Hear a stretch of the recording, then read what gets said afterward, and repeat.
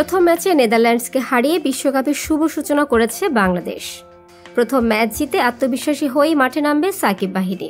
প্রথম ম্যাচে শক্তিমত্তায় পিছিয়ে থাকা নেদারল্যান্ডসের বিপক্ষে ম্যাচ থাকায় জয় পাওয়াটাই ছিল কাঙ্ক্ষিত। তবে দ্বিতীয় ম্যাচে শক্তিশালী দক্ষিণ আফ্রিকার বিপক্ষে মাঠে নামবে বাংলাদেশ।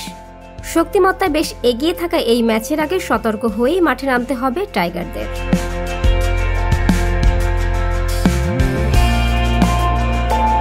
নেদারল্যান্ডসের বিপক্ষে ম্যাচে 4 জন জেনুইন বোলার নিয়ে মাঠে নেমেছিল বাংলাদেশ। পুরো ম্যাচে পঞ্চম বোলারের অভাব পুষিয়ে দিয়েছেন মোসাদ্দেক হোসেন সৈকত ও সৌম্য সরকার। পঞ্চম বোলারের এই অভাব দ্বিতীয় ম্যাচেও থাকবে কিনা তা নিয়ে সংবাদ সম্মেলনে ধোঁয়াশা রেখেছেন অধিনায়ক সাকিব আল হাসান। নেদারল্যান্ডসের বিপক্ষে বাংলাদেশ দল দারুণ শুরু পেলেও মিডল অর্ডারে বেশ ভুগতে হয়েছে। 20 রানের ব্যবধানে 4 উইকেট হারিয়ে অথৈ সাগরে পড়েছিল টিম টাইগার্স।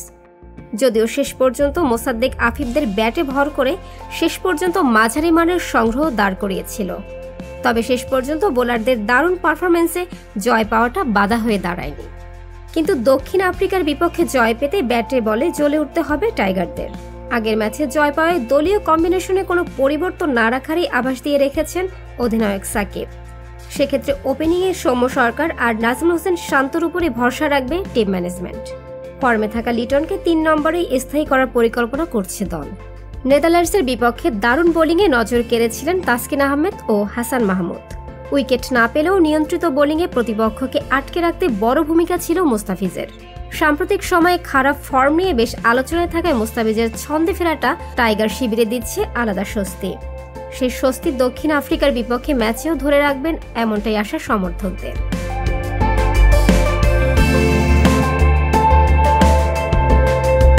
এছাড়াও ওপেনিংয়ে দীর্ঘদিন ধরে জুটি বড় করতে পারার আক্ষেপ ছিল বাংলাদেশের। সৌম্য শান্ত জুটি সেই পথে কিছুটা আশা দেখিয়েছেন নেদারল্যান্ডস ম্যাচে। দক্ষিণ আফ্রিকার বিপক্ষেও সেই ধারাবাহিকতার আশা থাকবে টিম ম্যানেজমেন্টের। বিপরীতে বাংলাদেশ ম্যাচের আগে বেশ চাপে আছে দক্ষিণ আফ্রিকা।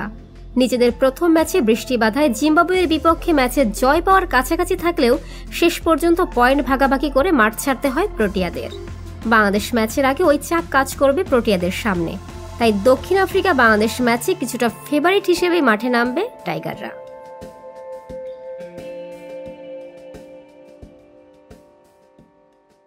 সংবাদ, ফিচার ও অনুষ্ঠানের জন্য ভিজিট করুন সংবাদ প্রকাশের ওয়েবসাইট এবং যুক্ত থাকুন ফেসবুক পেজ ও ইউটিউব চ্যানেলের সঙ্গে।